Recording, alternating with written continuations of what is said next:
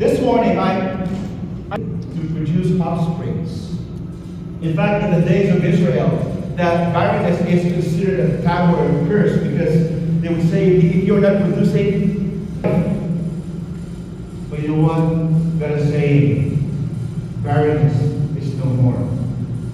It is also used figuratively to describe the lack of productivity, devoid barrenness. There might be a portion or a season in our life, bedrock blessings. How many people wants that? Can you say amen? Amen. Because if you communicate with me, I tend to preach shorter. What's that? Or a plant. No, the condition. And this is where it is my hope, and just like in Romans 12, our theme verse for the year, Romans 12, verse 2. Do not be conformed to this world. Do not copy the ways of this world on how they define success, on how they define fruitfulness, on how they define a good life. It said, do not conform to this pattern of this world, but be transformed by the renewing of your mind. Earlier this year, we talked about everybody wants to change. That's why we have resolutions. But not everyone are able to sustain those change. Because they would start doing something in the beginning of the year, but find themselves going back to their old habits, old behavior. Why? Because they try to change their behavior without changing their mindsets.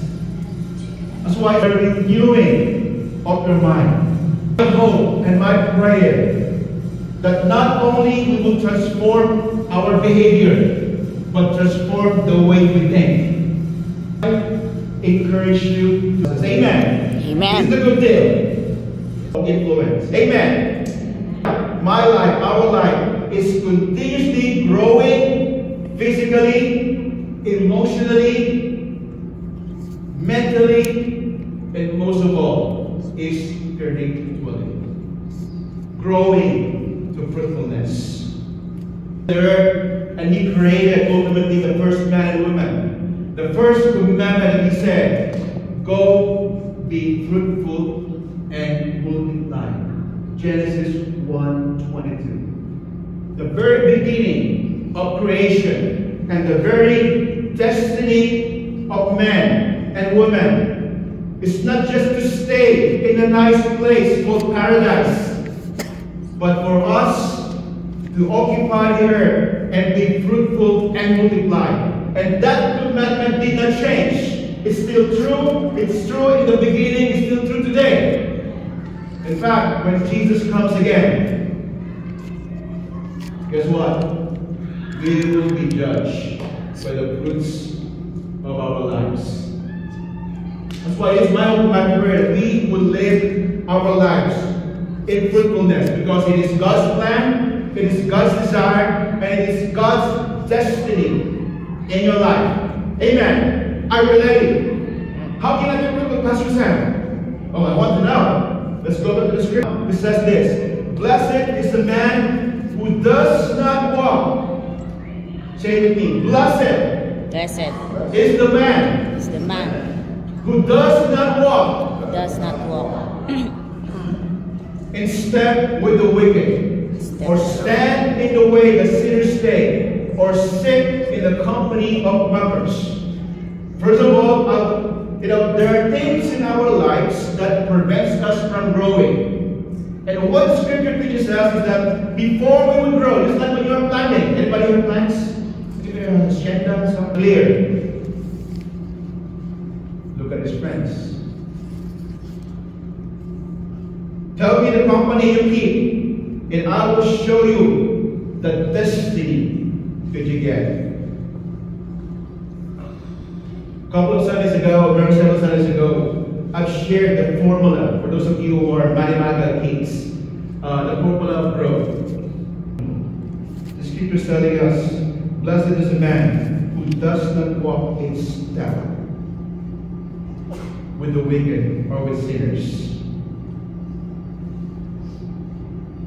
There are some examples in the that we hang on with. I am not saying that, you only choose Christian friends. I'm not only saying you have to, be friendly with people that you like.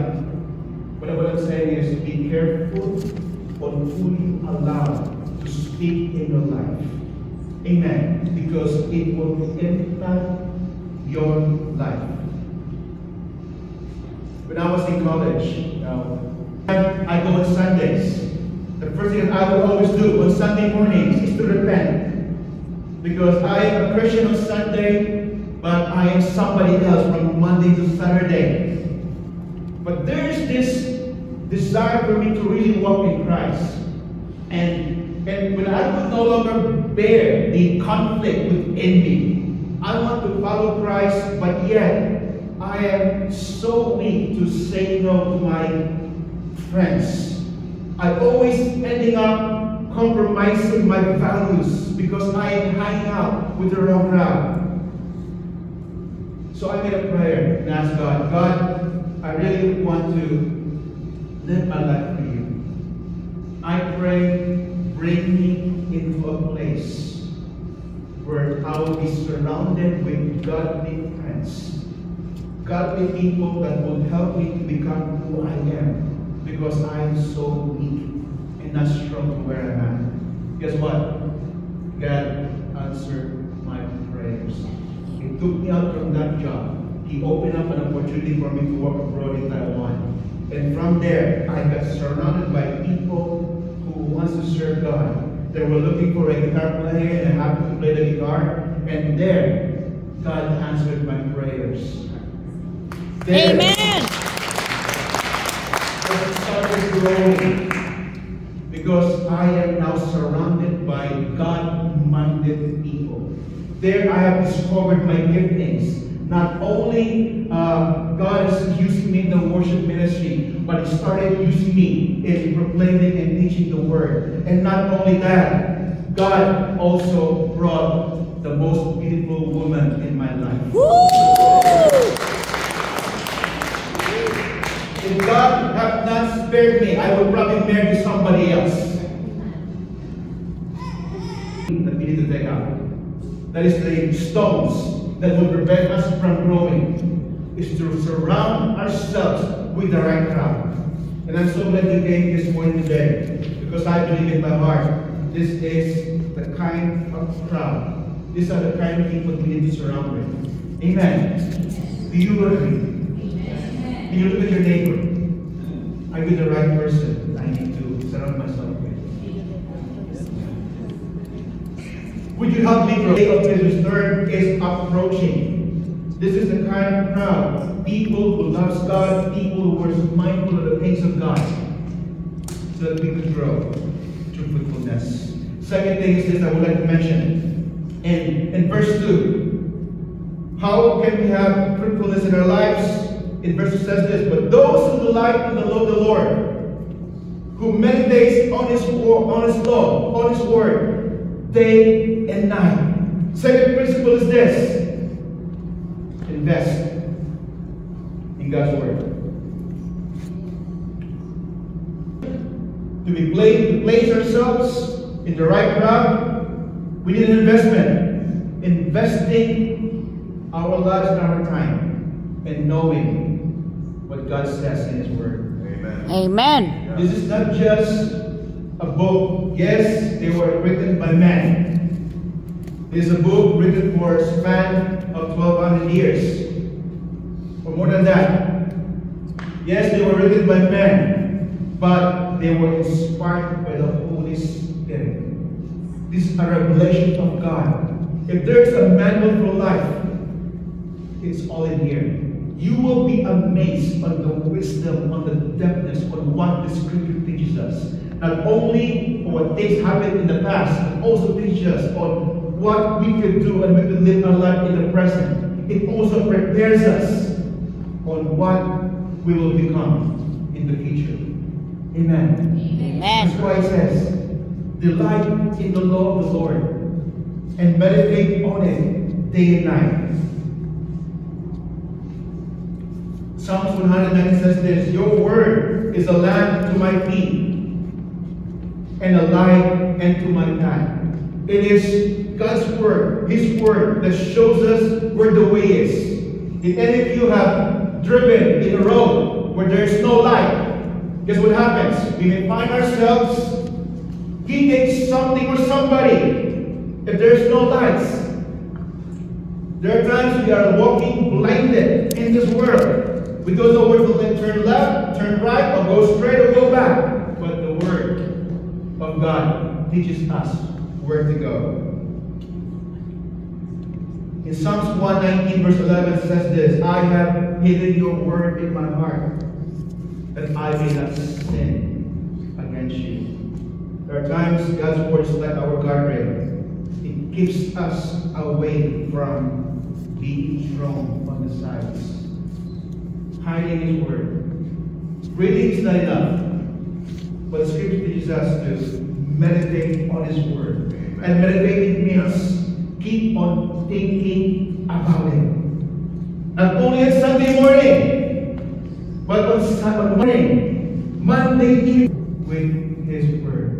Can we do the church? Amen. Son, and whosoever believes in Him will not perish, but will have everlasting life. That's the first important decision that we will have to make in our lives, to set our eternity. Yes, our lives are not only in this world. We will not only live for 70, 80 years, but for all eternity, never ending, everlasting. The second most important, I believe, that we will have to make in our lives, that would set our lifetime.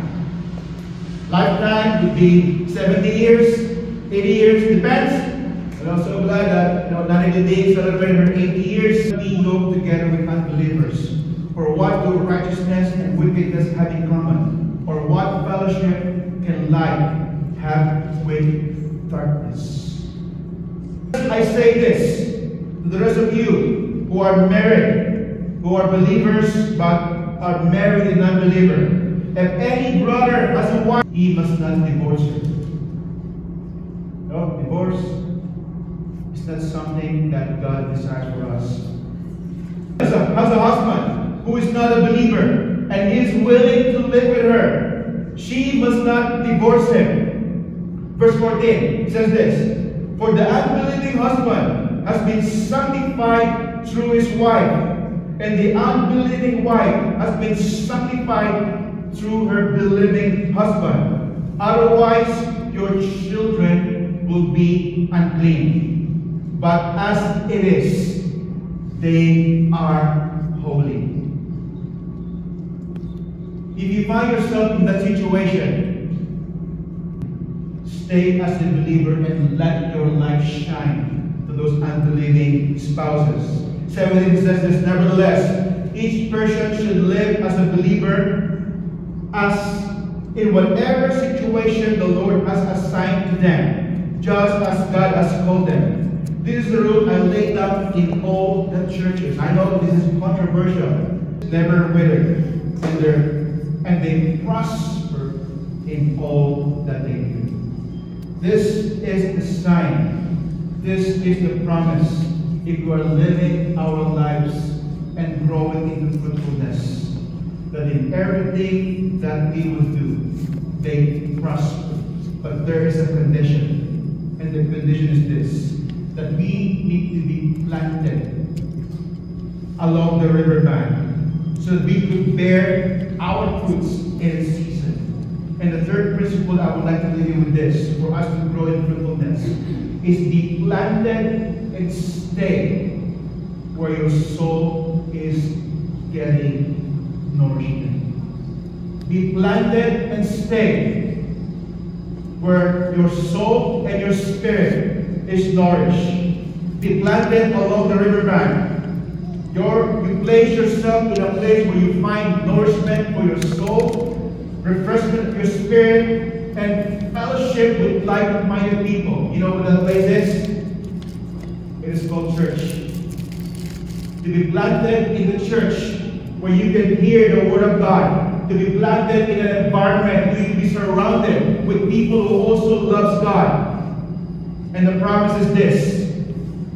you will bear your fruits in the right season of life.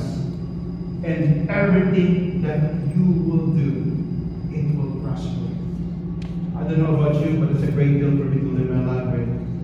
Amen. Amen. Amen. In the local church, to be stay and bear your roots. That's why he who abides in me and I in him will bear much fruit. For without me, you can do nothing. If there is one person that we need to surround our life with, his name is Jesus. If there's an environment that we need to be planted with, it is in his presence where Jesus is. If there is one person that I need to attach my life with for me to bear fruit, his name is Jesus Christ. And today, as we close this service, make the most important decision that you will have to make in your life. The decision that will not only set your lifetime, but the decision that will set your eternity.